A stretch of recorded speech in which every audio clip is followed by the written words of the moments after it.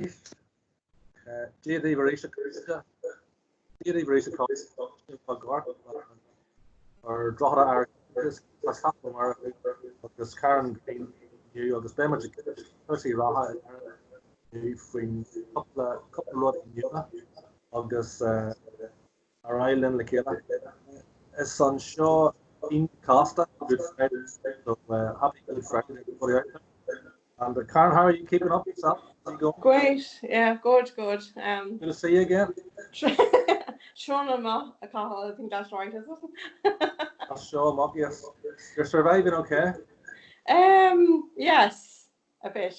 Right. Another 4 weeks of this is, Yes. well, we'll see. We'll see how we go with it, right? So we're going to talk about a couple of things that's happening in the news relating to the ongoing lockdown, and then just a couple of general points. So, what was it? Anything that struck you might have jumped out the page from the news with you recently this week? Have you come across anything? And the news? In relating to the spike, was there something in the spike in domestic abuse and stuff? Well, last week on 1st of April, the area that deals with domestic violence was reporting on the cases that were coming out in the last year. It was rising 16%. Now they are talking about the service being robust enough to deal with it, because obviously the social distancing and all the protocols that go about dealing with cases, and also the services. Now they reassure the victims lately that there's a pro-arrest response to the cases.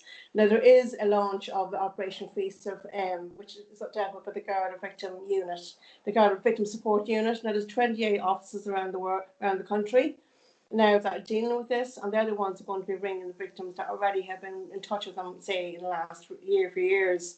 And basically they're actually saying that they're going to bring in them, assuring them of their response, and letting them know that the courts are actually going to be open, because obviously they're expecting an increase in borrowing orders. On top of that, is this because of the lockdown? It's causing an increase in these incidents, yeah? Well, some of it is, but some of it, there could be, people feel more trapped because they can't get away and feel as though, well, what's the responsibility going to be with the guards? It's not going to be diluted. That's what they're assuring of. Yeah. It was Well, that's good, isn't it? Yeah, Chief Superintendent Declan Daly is in charge of that area, and he wants to reassure that the public, or not the public, but the victims themselves. So basically, Operation Feast was going to actually deal with that until the restrictions are lifted.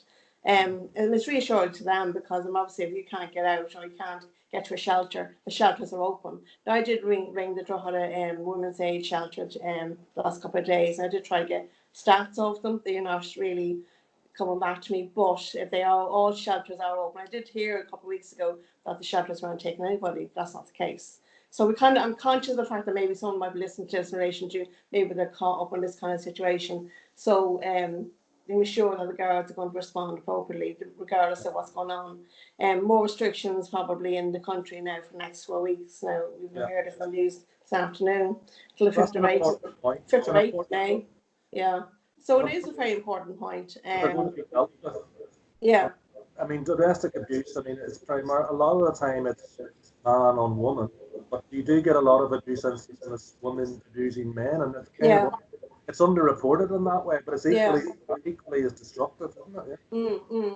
I know the organisation Amen is dealing with that. We don't really hear about it, report it. That's the problem.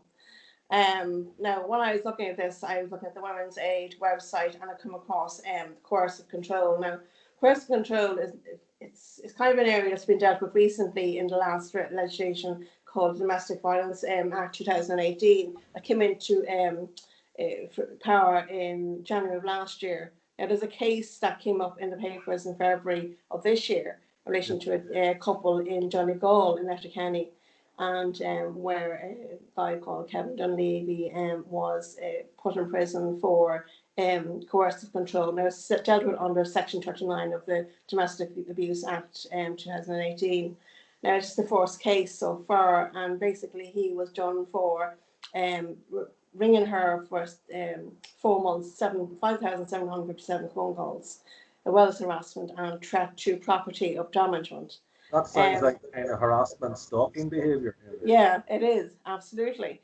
And he was given 21 months. Now, they can get up to 5 years, but he got some of it suspended to 21 months. Um, some of it was violent, obviously, but it can be, it's going to be recognised, because at the end of the day, it's not, control can be done not just with violence, but also control financially. Yeah. You can stop a woman maybe leaving her job, not giving her money for the basic bills, not getting to a GP appointment, not seeing friends and family. That's funny. It's not just violence. It's Yes, exactly. So it's kind of like you have to, it's finally recognised under the laws, which is actually a good thing. So it's on top of the violence and the control, because obviously, how do you rationalise you can't see your family until it's actually legally made illegal, that's actually a viable type of control and mediation. So that case has came to light now in February of this year. So at the end of the day, it affected our family. I mean, this couple in particular were actually in relationships in 2012 for about 4 years. So it escalated. I think regardless, I think he was told to leave Donegal. He couldn't had to get off the drugs and the drink. So it's important. It was very serious. Sorry. It's important to just realise that even with this lockdown, family and neighbourhoods are all sort of rallying around each other. There are people that are in very awkward situations with problems with neighbours or neighbourhood, problems with stalking, problems with domestic situations. So it's not a bed of roses. It's no laughing. It's not a barrel of laughs being stuck in a situation like that. But there are still the Garda are taking it seriously. Yes. Yeah. The up north they say that as well. Yeah. I mean, you're taught it's one of those hidden things in society. It's one of those things behind closed doors and very insidious sort of behaviour. Yeah. You're mentioning it in jail. Sentences can be given. Jail. Jail sentences are on the. Yes. Yeah.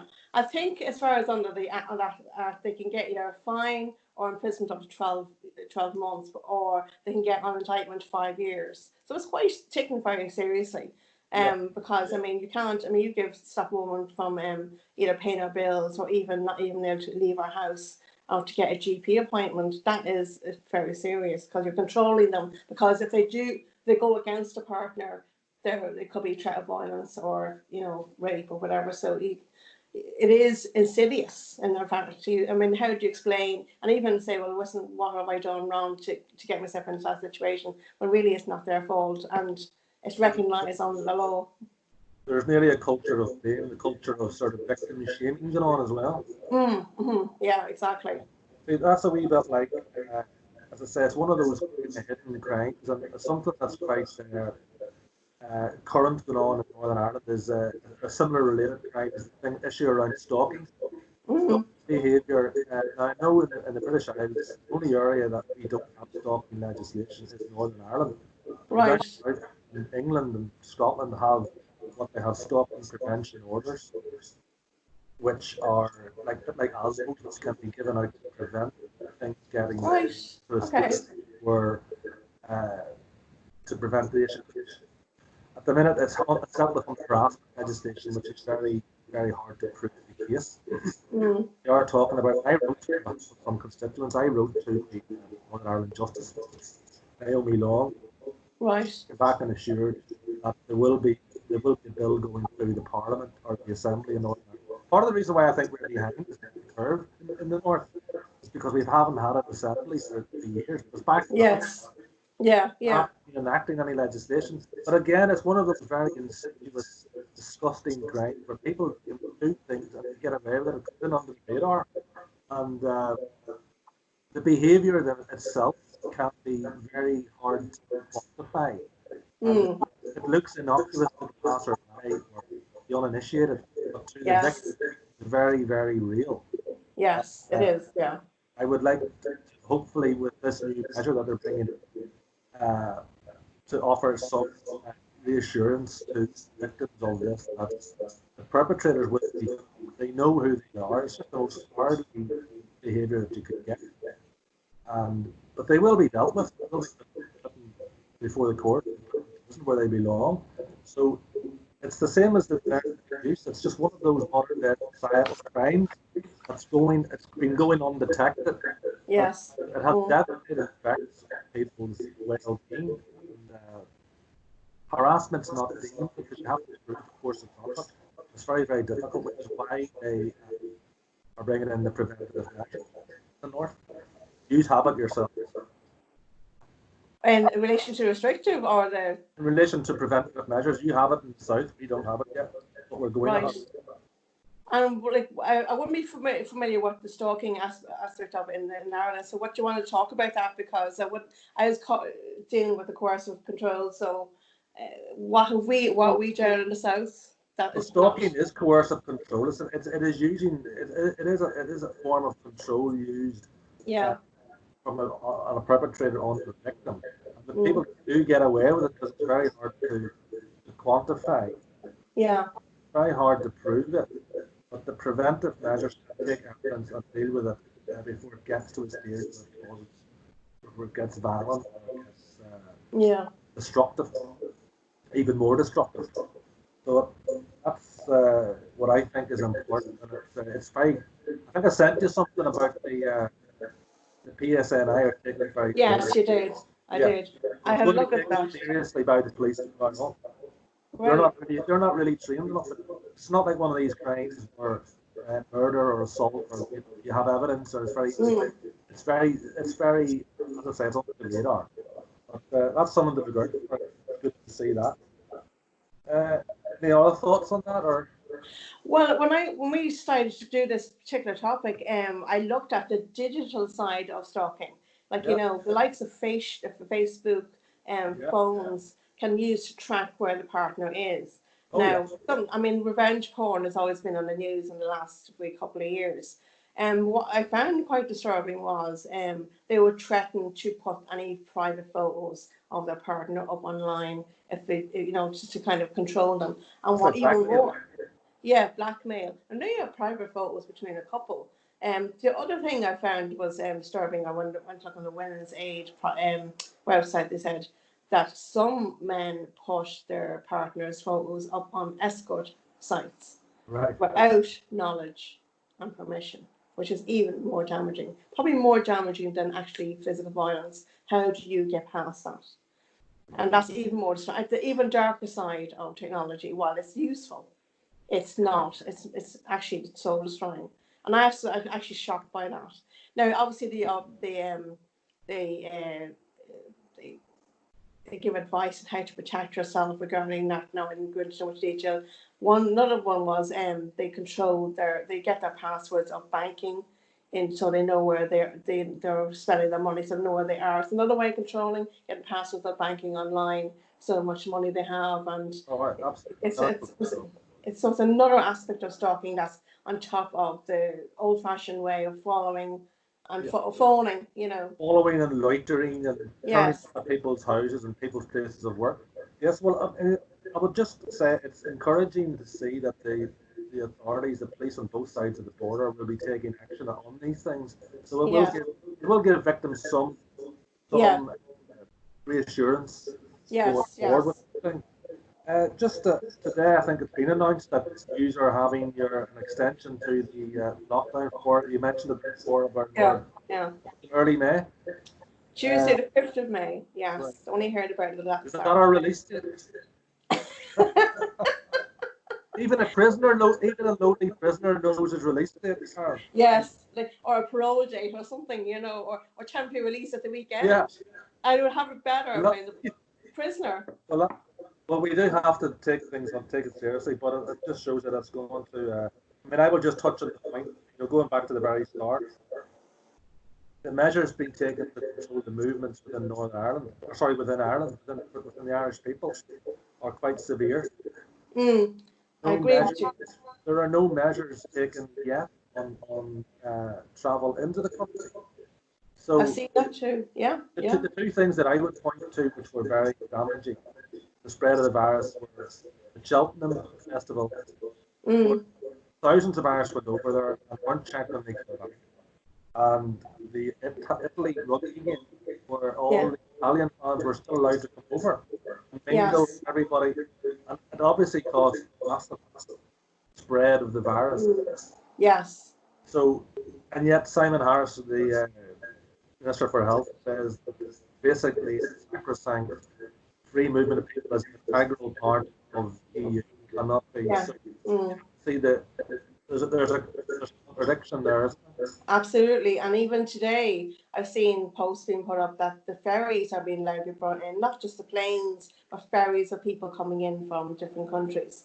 There's obviously no logic to what they're thinking. It's No, not there's no matching. logic. And even today, you've seen, I sent a post there in more locally to Drogheda that a popular park in Drogheda, which is only 2 minutes away from my house, is been closed down for the weekend. And it's used, a beautiful part of the Boyne. I've used it myself. And it's used regularly. And obviously, there is a space distancing rule. People could do that, but are closing it off. How they're going to do it because it's very wide open. It's right beside Ron Mullen Park, very busy road. And also the church steps, St. Peter's Church in West Street. They're all closed. I was actually in town today for about an hour, and all the barricades are up in front of it. So that's quite a popular area where people will sit down and enjoy the sun, kids hanging around, again, closed off to the public. Quite restrictive. And so I'm only starting the weekend, Yeah. along I where suppose, there's nice weather. yeah, I would draw the paradox between the restrictions in the country and there seems to be just a lack of restrictions on travel into the country. Bradker this week has acknowledged that free travel within Ireland is dangerous for spreading the virus. Fair enough, but freedom of travel into the country doesn't seem to be. Yeah. So, but at least he's acknowledged that free movement can be a damage and can be a threat to things. So this is what we've been saying all along. So he's finally acknowledging that in some context at least. So when you look at things like in Italy, the Prime Minister this week also out and says that the EU response to the virus is going to possibly bring about the end of the project. So Right. something that we've been saying as well. Yes, which will go for us. Now yes, they have said that they're going to announce some measure of packages this year, but I think the EU kind of acted in a sort of a every man for himself thing. Absolutely. I've seen that. I mean, Germany, Especially around money. but we weren't allowed to close ours, and yet there was no help given to Italy. And now, it seems to be not doing it. In theory, it's supposed to be everybody working together, but in reality, it's not that way at all. The big boys do what they want to do. Little countries like Ireland are told what to do. So, going forward with when you look at also this week, New Zealand, take New Zealand, a country of 3 million. Right. They have had one death, as per yesterday, one death from coronavirus. One Ireland death, has, right, okay. I think, only one death. Ireland has had 263. Now, why is that? Obviously, because Ireland is not allowed to close their borders yet. New Zealand took immediate action to close their borders. So the point is there. Yeah, and what about Australia? Where do they stand, Well, they're a proper independent country as well. I mean, take New Zealand. It's a small country beside a bigger country, like Ireland beside Britain. But New Zealand does not feel the need to be a supranational organisation. We're told what to do by Australia. It takes to make its own laws, its own borders, its own jurisdiction. So to say that Ireland couldn't survive on its own is complete nonsense. When there's precedent set all around the world, we have small countries that perfectly exist on their own. Like Iceland. The Isle of Man isn't even in the EU. And Switzerland isn't in the EU. New Zealand obviously is part of the big conglomerate with New Zealand, with Australia. And so also, the logic wouldn't support the free movement concept of the EU. Sorry, you want to say? I was going to say, I heard Sweden is open again as well. But because they're not part of the EU properly, they're doing quite well. They're open for business, as far as I know. I stand corrected that they're not closing down. I think Sweden is in the EU, but had a different take on the. And I think a point was made. I watched a good live stream the other day, and they have a different approach to this. And the EU is trying to tell them to change their approach to make it the same as the EU. And that's unfortunate because then we would have got to compare the measures too. Right, okay. So I'm not in favour of that. But What also bothers me though as well, only a week ago, that I found that Germany were quite happy to put us back into austerity. That they're going to loan money. That's what bothers me as well. It's not just the closing of the border, or not non-closing of the borders. It will be the putting us back to austerity. Now we're still seeing businesses closed, and Yeah, and even taxis are not going around. I had difficulty getting taxis. The yeah, basic. I yeah, mean, what's going to happen in another 4 weeks with the basic small businesses?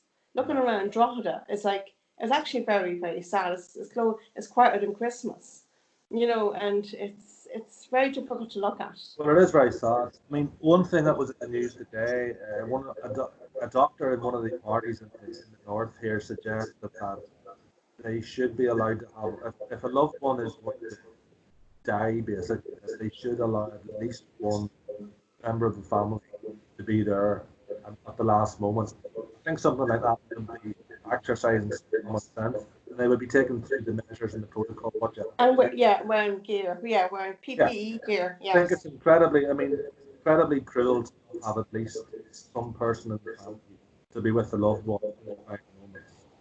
So Yeah. something like that maybe needs to be. Absolutely. I think that's very difficult. Thank God we've nobody, to kind of deal with. I mean, hearing there's more kind of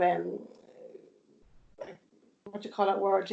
But burning like you must see. Now think of it now Or that what? they're not burying. They're not burying the bodies anymore. Now I could be wrong about that because I'm not in that area.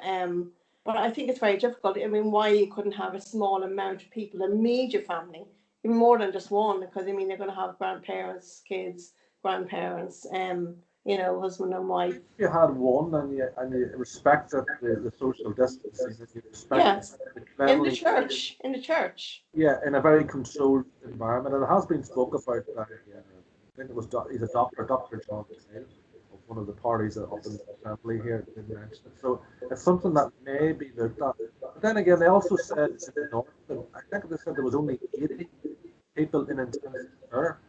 So I don't want to speak too soon, but possibly there's a suggestion that we maybe just clean flatten. So Where's the 80 people in intensive care? You're north or south?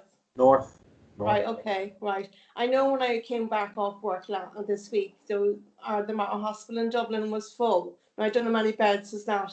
And I know it's come down from, I listened to the radio this morning that it went from 30% down to 9% of tests being coming back positive, which is a good thing, Yeah, obviously. But still extending it out that far to May is it's going to be tricky, and everywhere is going to be yeah.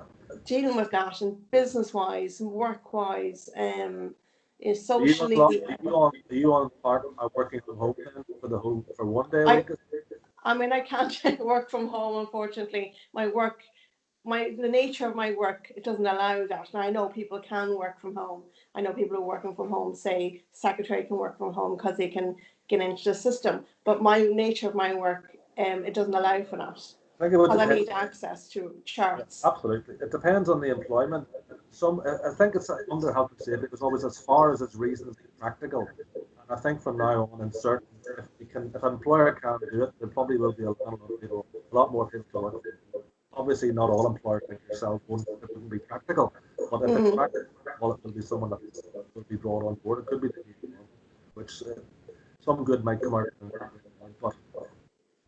But Well, I mean, the system we have at work is the evolved system in the hospital is not up and running yet to allow access to the electronic chart. If that was the case, I would be working from home all the time, and regardless of the restrictions. But like at the moment, they want less little people working in the hospital. If the footfall down to one per office instead of 5 people per office. So yeah, unfortunately, that's the way it is, and I won't know till next week, the end of next week, if I'm continuing the 1 day a week rule. So it yeah. could go on for another 3 weeks, and it's going to be hard. It's gonna be To that. hard, yeah.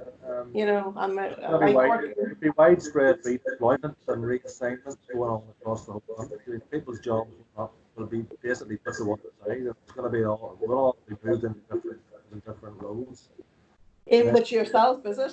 yes, unless you're an essential, so-called essential, that'll be what we'll be doing. Mm. Um, You could be moving away from your own job, is it? eh? You can be moving away from your own job. Well, yeah, well, I think a lot of us will be, yeah. Yeah. Oh, that's gonna be tricky. Yeah. Well, it's going to be necessary. Mm.